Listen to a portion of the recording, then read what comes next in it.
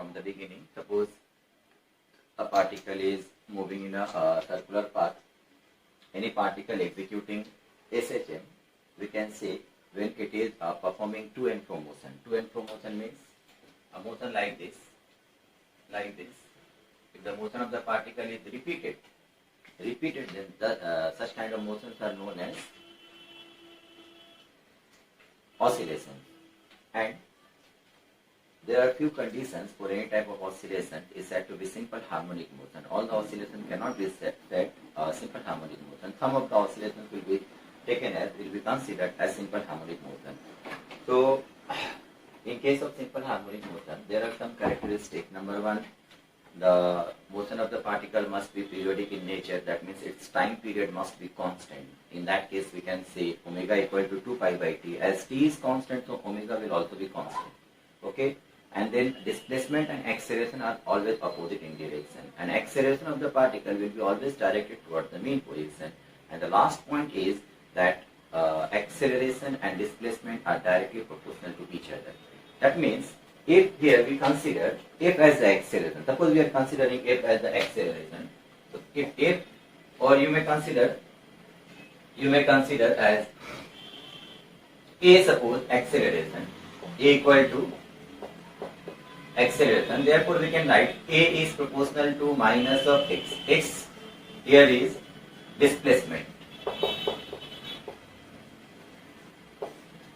So यहाँ पर देखिए हम लोग कुछ मोशंस का इक्वेशन ऑफ डिस्प्लेसमेंट क्या होगा वो ऑलरेडी यहाँ पर ड्रॉ किया हुआ है. अगर कोई पार्टिकल स्टार्ट कर from this point, suppose this point is p1 at t equal to 0, particle starts from this one. So initially it has made some angle. ये कुछ एंगल बना करके रखा है किसके साथ? With the x-axis. This initial angle alpha is considered as the initial position, which is known as initial phase also you can say, or sometimes it is also known as epoch. Alpha is initial phase or epoch. यहाँ हम लिख दे रहे हैं alpha को हम लोग बोलते हैं इनिशियल फेज, या फिर हम लोग इसको क्या बोलेंगे? इपॉक. ठीक है. तो इनिशियली ऑलरेडी कुछ एंगल बनाया है. ये इनिशियल एंगल अल्फा से हम लोगों को क्या पता चलेगा? What is the initial position of the particle. If suppose alpha is positive, that means the p1 point is above x axis. If alpha is negative, then we can say starting point of the particle is below the x-axis. Okay, and if alpha equal to 0, then in that case we can say the particle is starting exactly from the point x, which is considered as the extreme position. Okay, now after time t, suppose after any time t, the particle reaches the point p. After time t, the particle reaches the point p. T suppose the time. So what is the angular displacement of the particle in this given time t? The angular displacement of the particle is theta. Now if you want to consider the displacement of the particle, then you have to consider the projection of the point p on either axis. Either you can consider the projection on x axis as well as on y axis. जिसके ऊपर तुम्हारा इच्छा हो उसके ऊपर projection consider कर सकते हो. लेकिन याद रखना दो केस यहाँ पर दिखलाएंगे. एक है तुम्हारा when motion start from extreme position, दूसरा है when motion start from mean position. दोनों के केस में projection on the same axis consider करना पड़ेगा. अगर पहले तुम एक्स एक्सिस पर प्रोजेक्शन कंसीडर कर रहे हो, in second case also you have to consider the projection on the X axis. ऐसा नहीं इसमें एक्स इसमें वाई. ओके, तो यहाँ पर हम लोग प्रोजेक्शन किसी भी एक्स एक्सिस पर कंसीडर कर सकते हो, एक्स पर भी वाई पर भी. अगर एक्स पर कंसीडर कर रहे हैं then the displacement of the particle is measured by is represented by X. And if you are considering the projection on Y axis, projection means you just have to draw a perpendicular from the point P on either axis. Perpendicular जहाँ पर गिरता है ये वाला distance को हम लोग क्या बोलेंगे? इसका शैडो जो पड़ेगा दैट इज द प्रोजेक्शन. तो ये प्रोजेक्शन अगर x एक्सिस पर कंसीडर कर रहे हो x से रिप्रेजेंट करना, y एक्सिस पर कंसीडर कर रहे हो y से रिप्रेजेंट करना.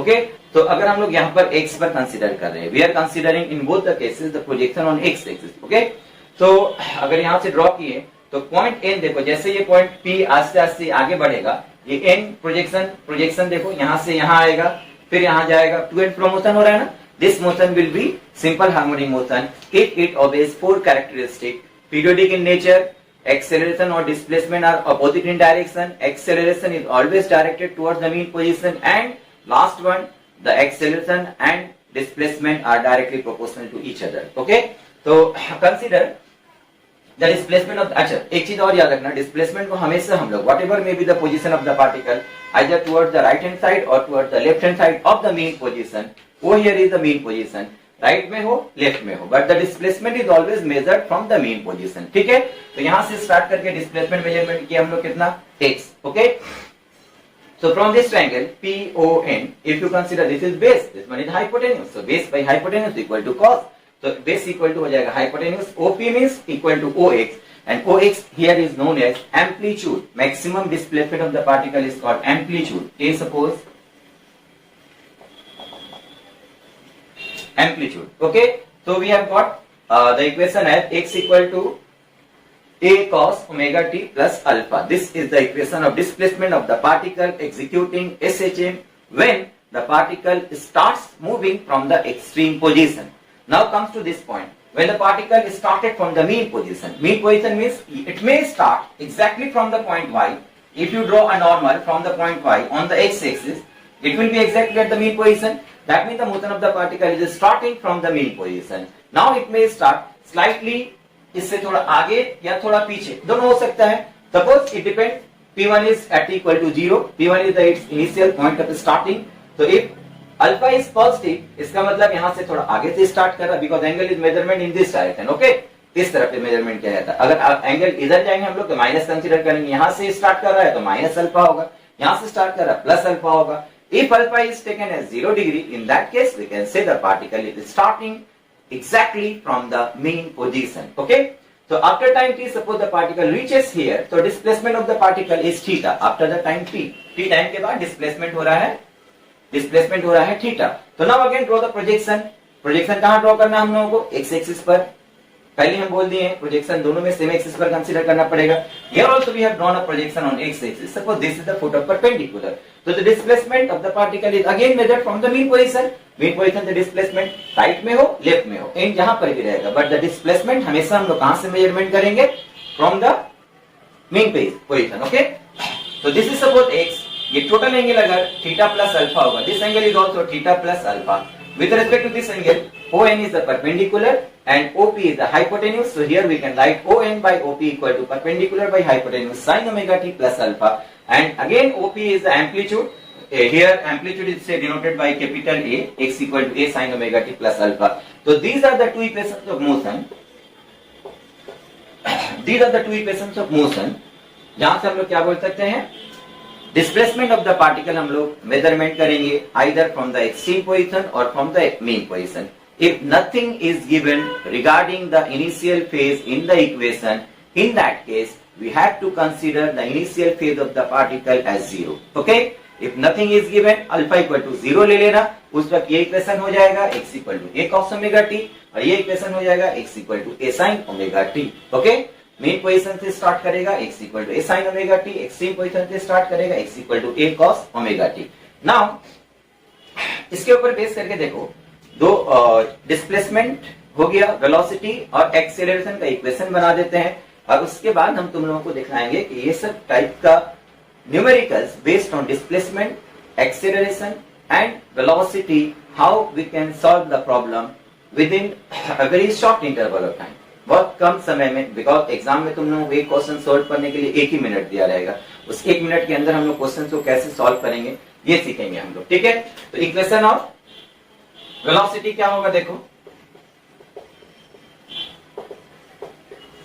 इक्वेशन ऑफ वेलोसिटी ऑलरेडी तुम लोगों को पता है, फिर भी एक बार बता देते हैं हम लोग कि डिस्प्लेसमेंट की इक्वेशन को अगर हम लोग डिफरेंशिएट करेंगे, एक बार डिफरेंशिएट करो, you will get the equation of velocity. Okay, so dx by dt will be equal to a omega cos omega t plus alpha if the particle is starting from the mean position. So इसको simplify करने से velocity आएगा omega into root over a square minus x square, a square minus x square.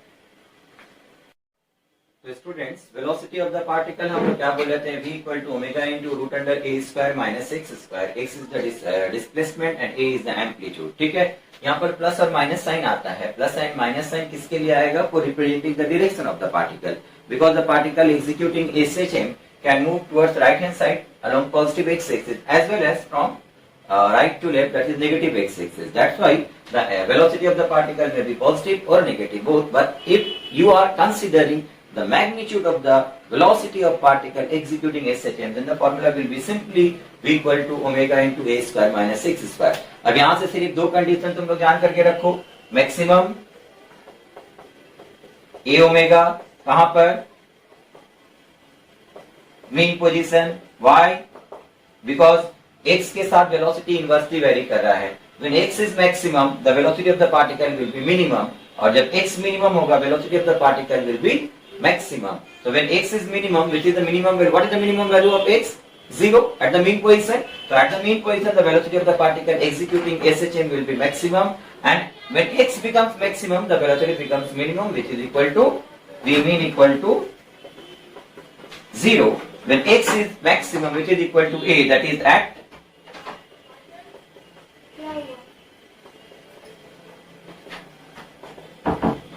extreme position. Okay, so these are the equation of velocity, and similarly we can get the equation of acceleration. So acceleration equal to, we know, if we consider acceleration of the particle as a, so a equal to, we know formula क्या होता है, फिर से इसको differentiate करो, again differentiation will give you acceleration which is equal to minus omega square a. As we know these equations already, हम लोगों को ये सब इक्वेशन पहले से ही पता है, जस्ट रिकैप करने के लिए सिर्फ इक्वेशंस बता रहे हैं, डाउन डायरेक्टली हम लोग पास आउट कर जाएंगे किसमें, to solve the numericals, how you can solve the numericals based on SHM, based on displacement, velocity and acceleration. Okay, so in magnitude, if you consider the magnitude of the acceleration, then it will be equal to omega square x. So maximum acceleration will be omega square into a at the extreme position, and minimum acceleration of the particle will be equal to 0 when x equal to 0, that is at the mean position. ठीक है, तो हमेशा याद रखना किसी भी particle का acceleration जहां पर मिनिमम होगा, that will be the mean position, that is also known as the position of equilibrium.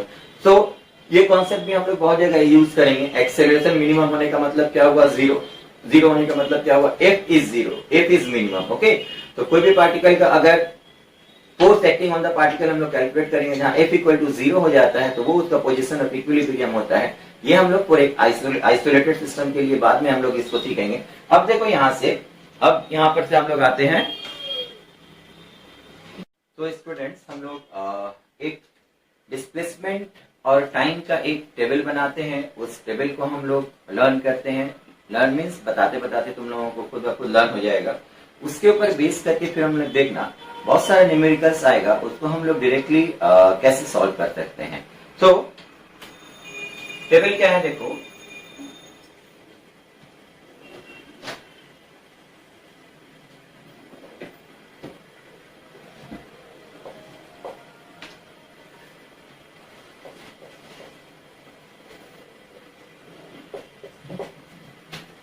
this one is suppose the two extreme points of the particle executing SHM.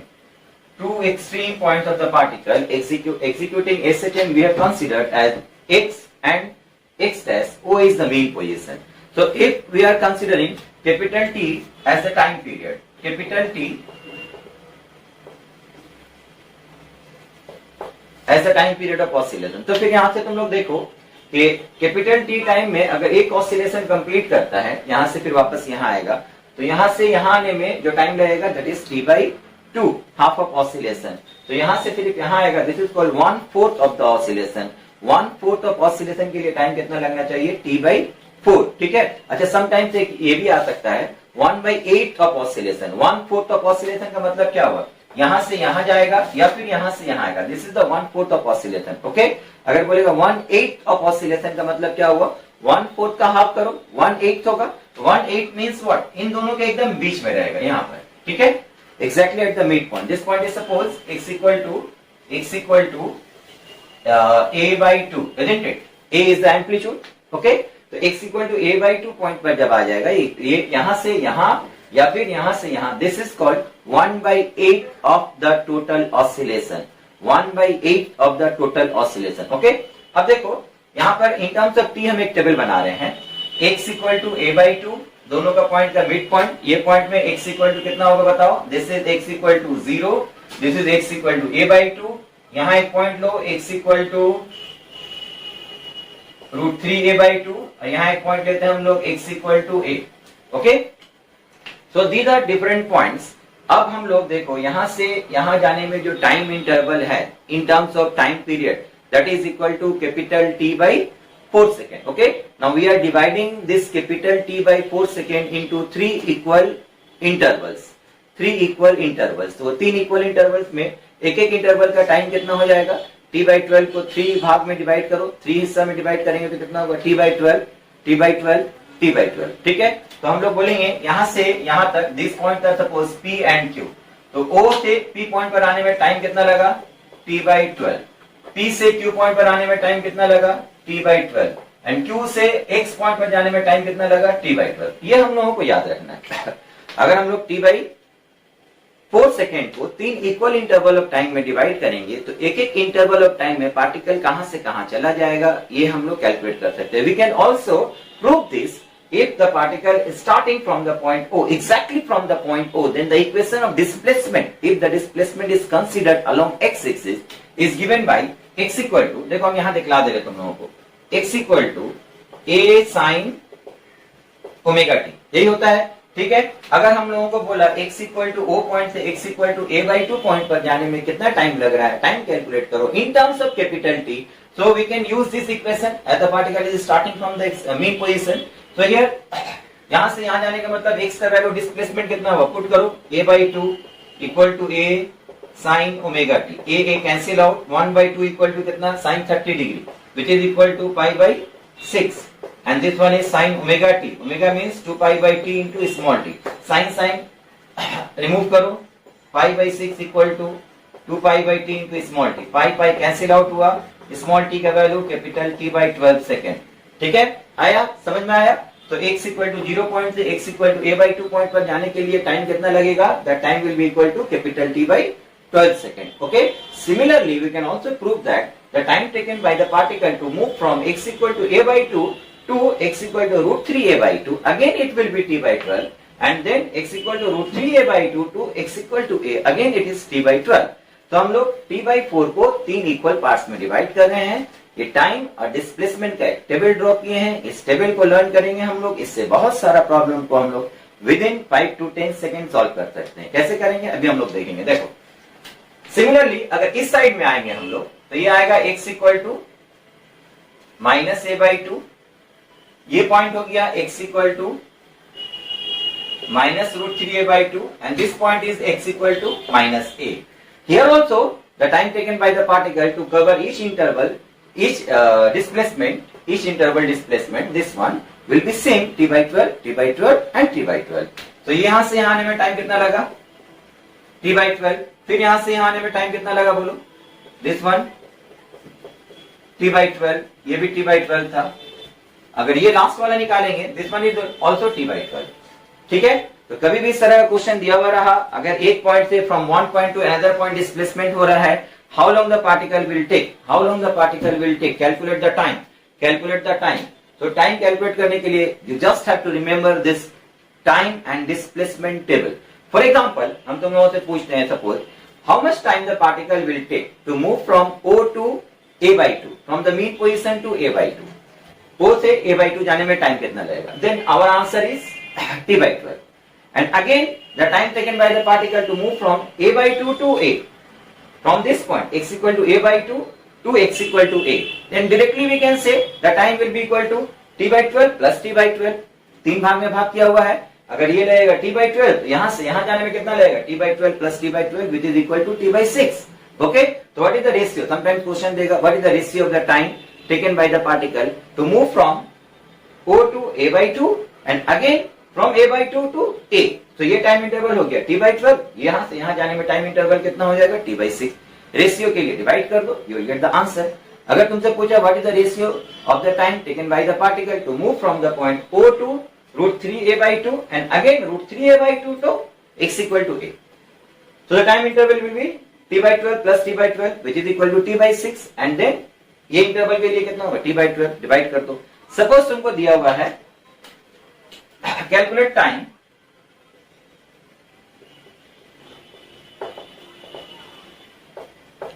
To move from x equal to plus a by two to x equal to minus a by two, starting from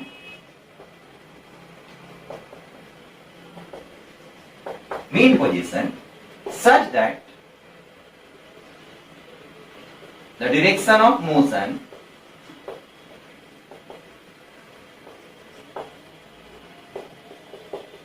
at the two points are A same and B opposite. Suppose ये question दिया हुआ है, हम लोग क्या करेंगे बोलो? x equal to plus a by two to x equal to minus a by two. So we are considering x equal to plus a by 2 is this one and x equal to minus a by 2 is this one. So we have to find the time taken by the particle to reach the particle from p point to this point. This point is suppose p dash. Okay, this is we are considering p dash or p1. So p point से p1 point पर आने के लिए जो time लगेगा, p1 से p1 point पर आने के लिए जो टाइम लगेगा वो टाइम कितना होगा हम लोगों को कैलकुलेट करना है. कैसे कैलकुलेट करेंगे? It is given in the problem that the particle starts from the mean position. The particle starts from the mean position. Okay, तो मीन पोजीशन से पार्टिकल अगर स्टार्ट करता है, अगर पार्टिकल मीन पोजीशन से स्टार्ट करता है इस तरफ जाएगा तो p पॉइंट पर डायरेक्शन ऑफ मोशन किस तरफ होगा बोलो? यहां होगा. ठीक है, यहां गया लाइक दिस, अगेन रिटर्न कर रहा है P1 पॉइंट पर पहुंचा, x equal to minus a by two point पर पहुंचा, x equal to minus a by two point पर पहुंचा. ओके, तो यहां से यहां आने में टाइम कितना लग रहा है ये हम लोगों को कैलकुलेट करना है in two different cases. Number one case क्या है? When the direction of motion of the particle is same and number two when the direction of motion of the particle is opposite. Okay, तो first हम लोग consider किए, देखो यहां से गया वापस आया, direction of motion of the particle at these two points are opposite. ठीक है, तो यहां से यहां आने में कितना टाइम लगेगा? Number one. सेकंड बोल रहा है when the direction of motion of the particle at the two points will be same. Same का मतलब क्या होगा?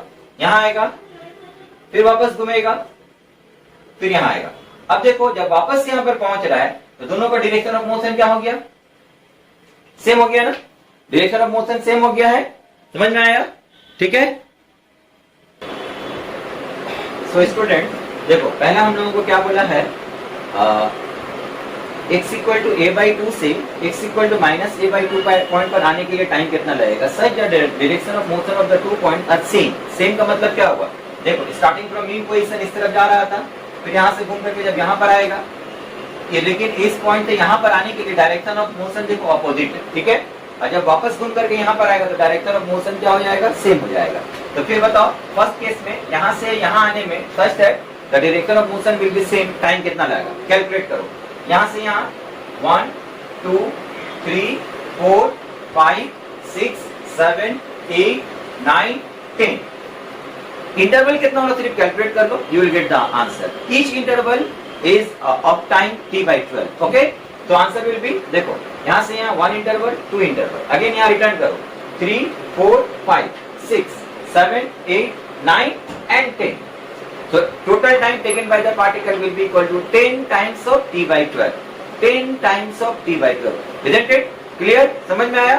सेकंड पार्ट देखो. फर्स्ट पार्ट के लिए तब हम लोगों का टाइम फॉर्मूला क्या हो जाएगा बोलो? आंसर ए के लिए टोटल टाइम विल बी, फिर से बोलते हैं देखो यहां से काउंट करें, यहां से यहां क्या है? 1 time interval, each time interval of t by 12 second. Okay, तो t by 12 एक हुआ, फिर 2, फिर वापस आओ 3 4 5, फिर यहाँ है 6 7 8, फिर वापस आओ 9 10. Total time required 10 into capital t by 12 which is equal to 5t by 6 second. हो गया आंसर. ओके, सेकेंड बी बोलो. बी के लिए टाइम इंटरवल कितना लगेगा? फिर से काउंट करो, यहां से यहां आना है, direction of velocity is opposite. Okay, तो time interval is 1 2 3 4 5 and 6. Okay, so the total time required will be equal to total time 6 into t by 12 which is equal to t by 2 second. समझ में आ रहा है? तो सिर्फ ये concept हम लोग याद रखेंगे तो फिर देखना इस तरह से जितना भी क्वेश्चन रहेगा बहुत सारे क्वेश्चन को हम लोग वेरी इजीली हैंडल कर सकते हैं. ओके,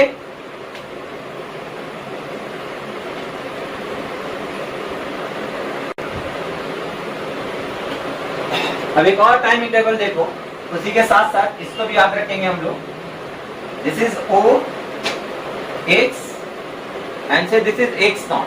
तो अब हम लोग ये टोटल टाइम इंटरवल को यहां से यहां आने में जो टाइम इंटरवल है, this time interval is how much, capital T/4, isn't it? तो ये T/4 को हम लोग दो इक्वल पार्ट्स में डिवाइड करते हैं। तो दो इक्वल पार्ट में डिवाइड करेंगे तो ईच पार्ट कितना हो जाएगा, T/4 divided by 2 which is equal to T/8 second. तो यहां से यहां आने के लिए जो टाइम इंटरवल लगेगा T/8, यहां से यहां लगेगा T/8 and this is x equal to A/√2 okay. Similarly अगर यहां कंसीडर करेंगे x equal to minus A/√2, then time again will be equal to T/8 and this is T/8। तो in this case we can say 0 से plus A/√2 में जाने में time कितना लगता है, T/8। A/√2 से एक्सट्रीम पॉइंट पर, this point is x equal to A and this point is x equal to minus A, ठीक है। तो A/√2 से A पॉइंट पर जाने के लिए, सॉरी यहाँ हम लोग कैपिटल A कंसीडर कर रहे हैं, कैपिटल A, ठीक है।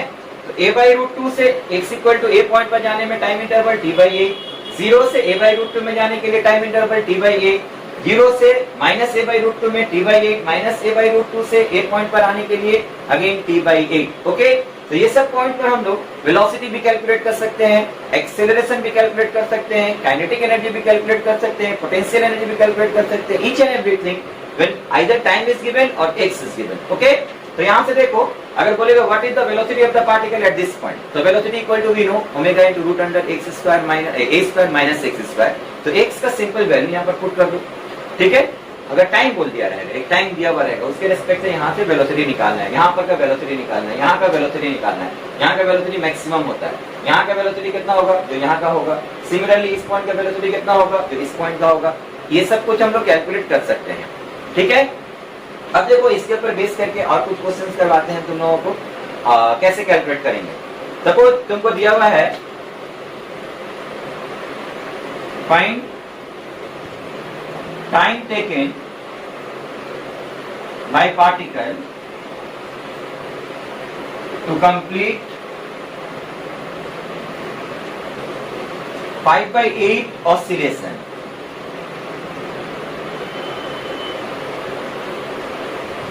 starting from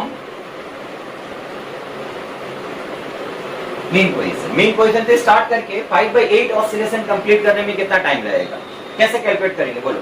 5/8 ऑसिलेशन का मतलब क्या हुआ, स्टार्टिंग में तुम लोगों को बताए थे। 1/8 ऑसिलेशन का मतलब क्या हुआ, 1 क्वार्टर, यहां से यहां आने में इसको हम लोग क्या बोलेंगे, 1/4 ऑफ ऑसिलेशन, उसका हाफ कर दो। इसका मतलब यहां से यहां आने में, दैट इज कॉल्ड 1/8 ऑसिलेशन, ठीक है। तो 1/8 ऑसिलेशन करने के लिए टाइम कितना लग रहा है, यहां से यहां आने में टाइम कितना लग रहा है बोलो, T/12, ओके। तो हम लोग कैलकुलेट करेंगे, अगर हम लोग 1/8 and here it is given that 5/8 oscillation, 5/8 oscillation, ठीक है। 5/8 oscillation का मतलब क्या हुआ बोलो, यहां से ड्रॉ करते हैं हम लोग, ठीक है। ये पॉइंट हो गया mid point, x equal to A/2, ये हो गया x equal to A, this one is x equal to 0, this one is x equal to minus A/2 and this is x equal to minus A। तो 5/8, 1/8 oscillation means starting from mean position half of the amplitude, okay. तो 5/8 का मतलब क्या हुआ बोलो, यहां से यहां आया 1/8, फिर यहां से यहां आया 1/8, अगेन ये वाला बोलो 1/8, फिर ये कितना हो गया 1/8, 1 2 3 4, फिर यहां से यहां आया कितना होगा 1/8, 5/8 oscillation completed, okay। how much time it takes to complete 5/8 oscillation. 5/8 oscillation के लिए टाइम कितना लगा, काउंट करो, यहां से यहां गया कितना लगा, this total time is T/4, okay. फिर यहां से यहां आया कितना टाइम लगा, this total time is again T/4। फिर यहां से यहां आने में टाइम कितना लगेगा बोलो, यहां से यहां आने में टाइम कितना लगेगा, T/12। So total time required to make 5/8 oscillation will be equal to total time required will be equal to, यहां से 1 क्वार्टर T/4, फिर यहां से यहां 1 क्वार्टर T/4, ओके। फिर यहां से यहां आने के लिए टाइम कितना लगा T/12, ऐड कर दो, यहां से पता चल जाएगा। तो 12 एलसीएम लिया हम लोग, 4 3 12, 3 + 3 + 1 7 T/12, So the total time required will be equal to 7t/12. So thus we can solve such kind of problem. ठीक है, यहाँ से हम लोगों को क्या पता रहना चाहिए, सिर्फ ये दो टाइम टेबल का इंटरवल जो है ये अगर पता रहेगा, you can solve each and every problem. ठीक है, अब दिखलाते हैं तुम लोगों को और कुछ question.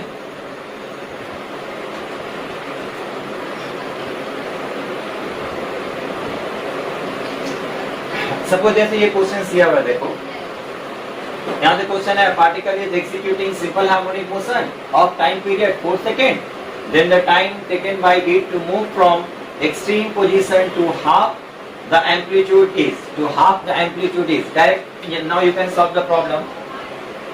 X equal to 0, x equal to a, half the amplitude means a by 2. ठीक है, यहाँ से यहाँ जाने में t/12 लगा था, यहाँ से यहाँ जाने में दो टाइम इंटरवल था, t/12 plus t/12, t/12 plus t/12 is t/6 second.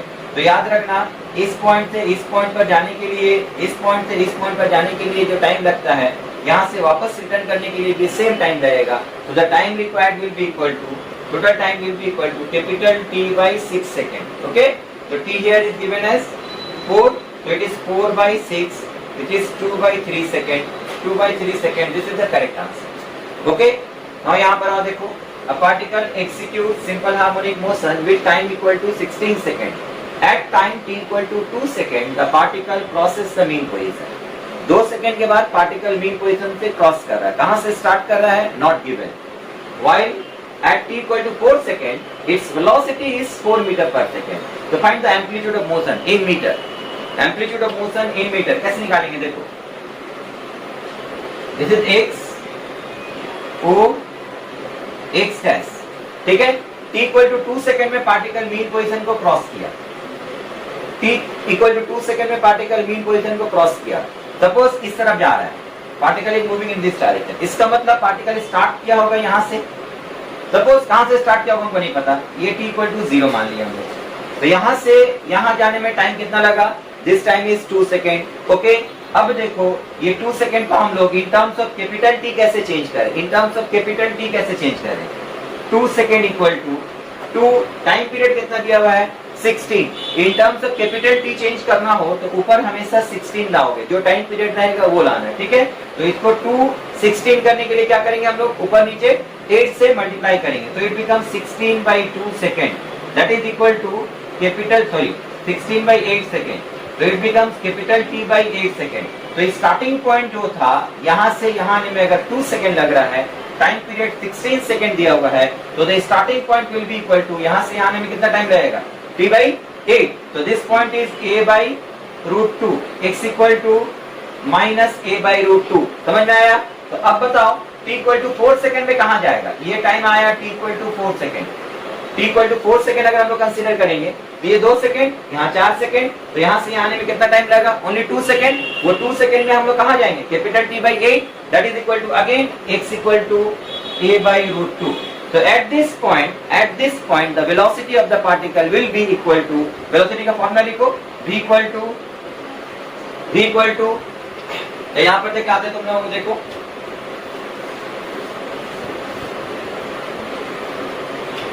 v equal to क्या आएगा, ओमेगा. यहाँ से क्लियर हुआ वेलोसिटी कहाँ किस पॉइंट पे दिया हुआ है, डिस्टेंस दिया रहा था, इजीली सॉल्व कर सकते थे. टाइम दिया हुआ है तो टाइम की मदद से जो टाइम टेबल हमको पता है उससे हम लोग पोजीशन एवरी पॉइंट का निकाल सकते हैं. और हमेशा क्वेश्चन ऐसे ही फॉर्म में दिया हुआ रहता है. ओके, तो यहाँ पे देखो omega into root under a² minus x². तो x की जगह में क्या पुट करेंगे हम लोग, a²/2. ठीक है, ये a मान लो, कैपिटल है, दिस इज कैपिटल है. यहाँ से कितना आएगा, omega 2a² minus a², that is a/√2. ठीक है, अब वैल्यू तक पुट करो. v का वैल्यू कितना दिया हुआ है, 4. Omega equal to 2π/t. t is how much, 16. t is 16 into a/√2. Okay, तो 2 कैंसिल आउट हो गया. a का वैल्यू कितना आएगा बताओ, 32√2. 32√2/π. 32√2 divided by π. This is the amplitude. ठीक है, 32√2/π. तो this will be the correct answer. समझ में आ रहा है. तो अगर वो टेबल अगर हम लोग लर्न कर लेंगे, डिस्प्लेसमेंट और टाइम का रिलेशन क्या हो रहा है, अगर वो लर्न कर लेंगे, वो याद रहेगा, तो इस तरह का जितना क्वेश्चंस रहेगा इजीली सब क्वेश्चंस को हम लोग with in 20 to 30 second solve कर सकते हैं, each and every problem of this chapter. ठीक है, अब नेक्स्ट और कुछ क्वेश्चन दिखलाते हैं. देखो सो देखो नेक्स्ट क्वेश्चन ये रहा, सपोज ये क्वेश्चन है, ये क्वेश्चन पहले तो करते हैं हम लोग पूरा particle executing SHM t equal to 8 second at t equal to 0 it is at mean position the ratio of the distance travelled by it in the first and the second is first second में जो distance cover कर रहा है और second second में जो distance cover कर रहा है उसका रेशियो फाइंड करना है। ठीक है, तो टेबल ड्रॉ करते हैं हम लोग। ये x इक्वल टू 0 है, कितने देर में बोला है, स्टार्टिंग फ्रॉम मीन पोजीशन, मतलब यहाँ से स्टार्ट किया। ठीक है, at mean position the ratio of the distance travelled by it in the first second मतलब starting from the mean position 1 second होगा। ठीक है, 1 सेकंड। इस 1 सेकंड को हम लोग कैपिटल टी के टर्म्स में एक्सप्रेस करें। कैपिटल टी के टर्म्स में एक्सप्रेस करने के लिए क्या करेंगे, ऊपर कैपिटल टी लाना है। कैपिटल टी लाने के लिए क्या करना पड़ेगा बोलो, जो टाइम पीरियड दिया हुआ रहेगा उसी से ऊपर और नीचे मल्टीप्लाई कर दो, तो it becomes 8/8, that is capital T by 8। Capital T by 8 second में कहां से कहां चला जाता है, वी नो, जानते हैं हम लोग, कहां चला जाएगा बोलो, this is capital T by 8 second means a/√2। Clear. अब दो capital T by 8 second consider करेंगे, दो कैपिटल टी बाई 8, तो 1 + 1 that is equal to, next time बोलो t equal to 2 second. 2 second का मतलब क्या हो गया, 8/4 that is capital T by 4।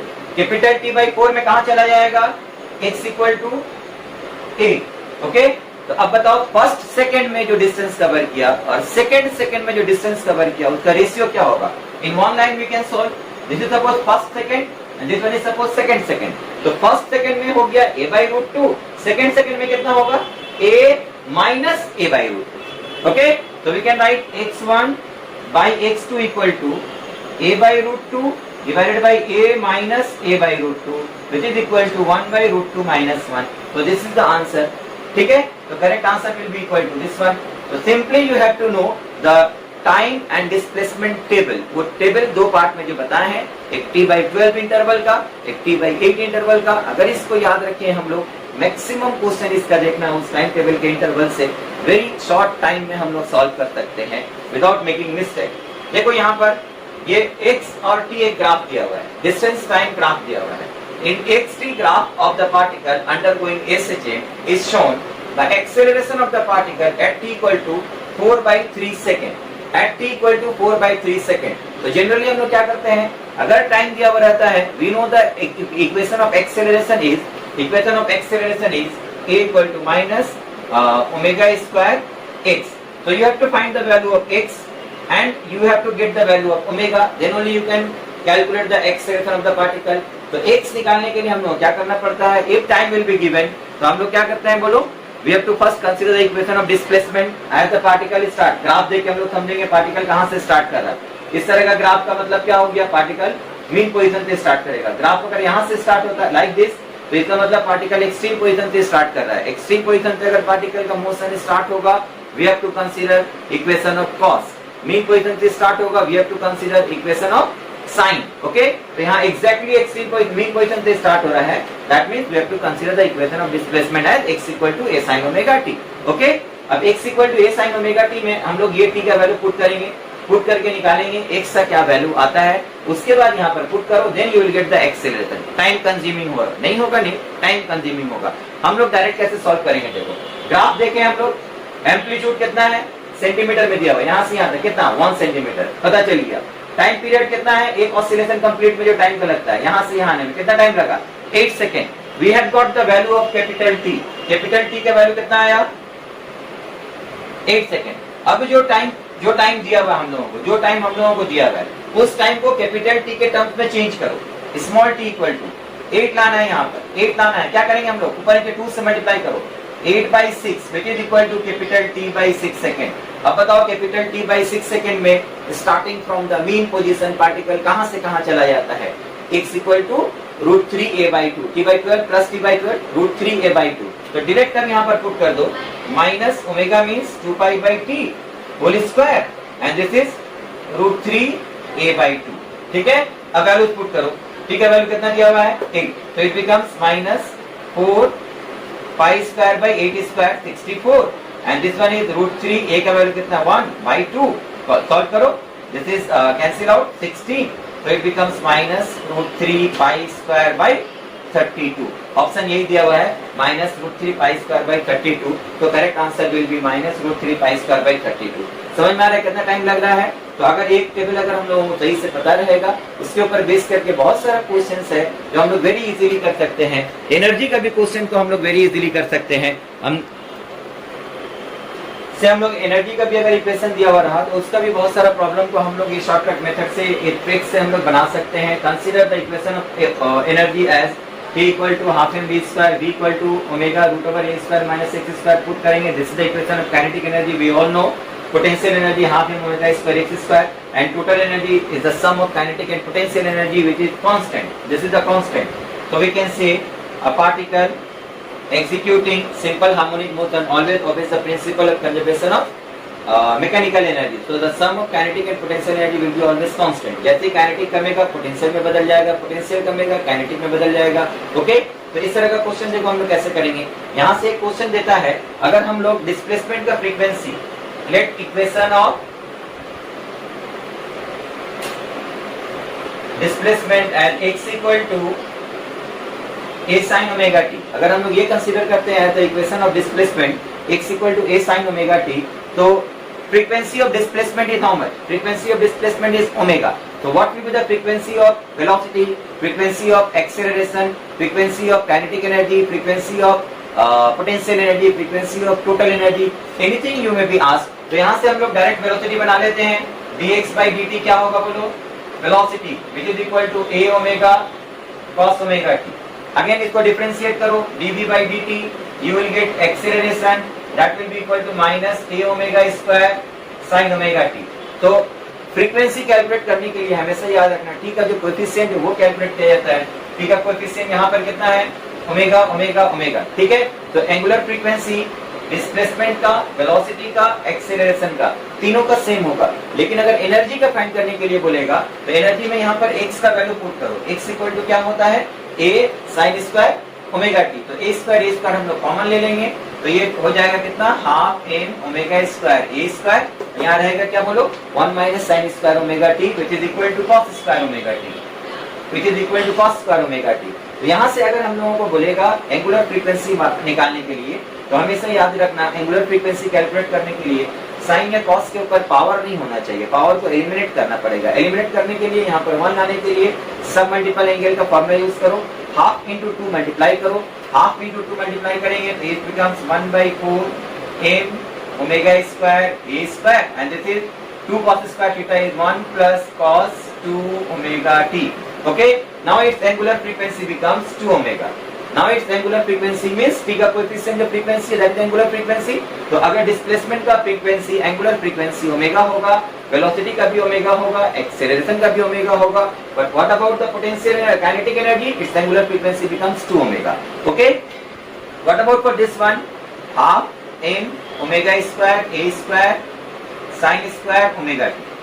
Okay, तो इसको फिर से चेंज करो, हाफ इंटू 2, तो it also becomes equal to 1/4 m omega square a square 2 sin square omega t। उसको हम लोग कैसे लिख सकते हैं बोलो? 1 माइनस cos 2 ओमेगा t।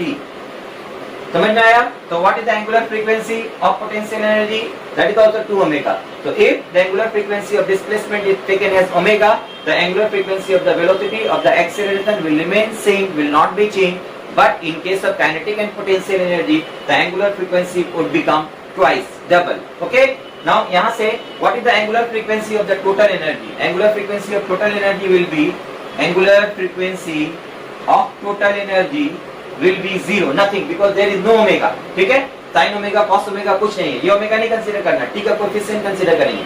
तो यहाँ पर हम लोगों को कोई एंगुलर फ्रीक्वेंसी नहीं मिलेगा। इसके साथ ही इसमें से एक और चीज फाइंड करने के लिए बोलता है तुम लोगों को, what is the average value of the kinetic, potential and total energy in a given interval of time.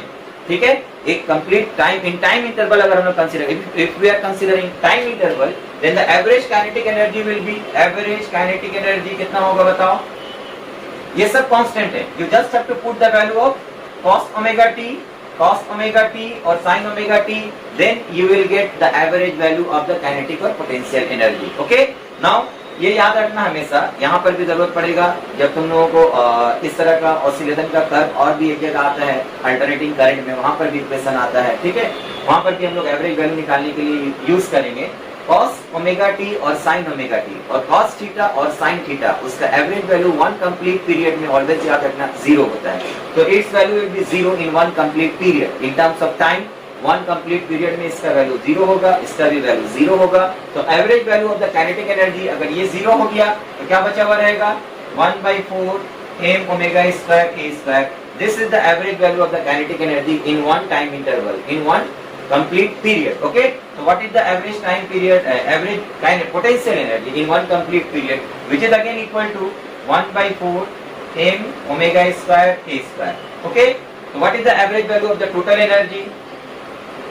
This will be the sum of these two. It doesn't depend upon the time, so average value will remain unchanged, m omega square A square, इसका average value यही रहेगा। इससे ऊपर base करके directly question ही पूछ लेता है in terms of time what is the average value of kinetic energy, potential energy and total energy. अब यहाँ से देखो एक और क्वेश्चन हम लोग करेंगे। सपोज तुम लोगों को दे दिया है after starting from the mean position, if the particle is started from the mean position, after what time the kinetic energy of the particle will be 25% of the total energy। ठीक है, अगर ये question दिया after what time the kinetic energy of the particle will be 25% of the total energy। कैसे find करेंगे हम लोग, देखो फाइंड t निकालना है when its kinetic energy is 75% of total energy or 25% of total energy or 50% of total energy, like this if the questions are given। Find the time if the particle starts from the mean position, if particle starts from mean position। Okay, अब देखो हम लोग कैसे बनाएंगे। Kinetic energy कभी भी दिया हुआ रहेगा तो इस तरह का क्वेश्चंस को हम लोग काइनेटिक एनर्जी से सॉल्व नहीं करेंगे, हम लोग पोटेंशियल एनर्जी से सॉल्व करेंगे। हम लोग kinetic energy 75% of total energy करके बना सकते हो, टाइम लगेगा, मतलब वो भी कम टाइम लगता है, लेकिन उससे कम टाइम में अगर बनाना चाहो तो kinetic energy and potential energy का सम तो हमेशा टोटल एनर्जी होता है। अगर काइनेटिक एनर्जी 75% है, टोटल एनर्जी कितना होगा बोलो, the total energy will be equal to how much, sorry potential energy कितना होगा, the potential energy will be equal to 25%। Kinetic energy 75% है, potential energy 25% of the total energy होगा। अगर kinetic energy 25% of total energy दिया हुआ होता तो potential energy कितना होता, 75% ऑफ टोटल एनर्जी हो जाता। ठीक है, तो इस तरह का क्वेश्चन को हम लोग ऑलवेज किससे बनाएंगे, पोटेंशियल एनर्जी से बनाएंगे। क्या क्यों बनाएंगे, देखो अगर कभी तुमको दिया हुआ है potential energy half m omega square x square is n% of total energy. ठीक है, तो टोटल एनर्जी का वैल्यू कितना है बताओ, half m omega square x square equal to n% of half m omega square a square. ये और ये कैंसिल हुआ, x का वैल्यू कितना होगा, जो परसेंटेज दिया हुआ रहेगा उसका square root times of a, जो परसेंटेज दिया हुआ रहेगा उसका square root times of a। Clear हुआ, समझ में आया। तो अगर हम लोग बोलेंगे काइनेटिक एनर्जी 75% ऑफ E है तो पोटेंशियल एनर्जी कितना होगा, 25% ऑफ E। ठीक है, तो डिस्प्लेसमेंट कितना होगा, जो 25% दिया हुआ है उसका क्या करेंगे हम लोग, square root. 25% means what, 25/100। 25/100 equal to 1/4। 1/4 का स्क्वायर रूट करो, कितना आएगा, 1/2। तो ये वाला अगर काइनेटिक एनर्जी है तो पोटेंशियल एनर्जी लिखेंगे हम लोग 25% ऑफ E। तो x कितना आ जाएगा बोलो, 25% का रूट माने 25/100 का रूट 1/4, उसका स्क्वायर रूट करो, कितना आएगा, a/2।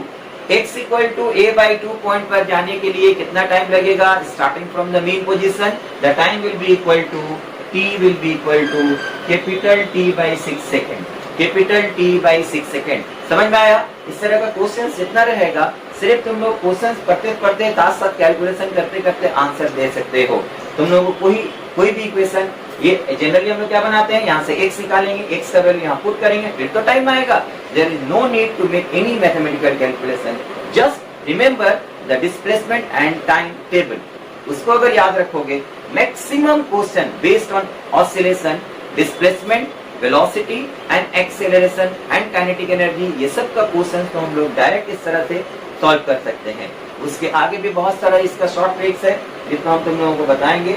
नेक्स्ट लेक्चर में तुम लोगों को हम बताएंगे कि बाकी कैसे हम लोग सॉल्व करेंगे, ठीक है।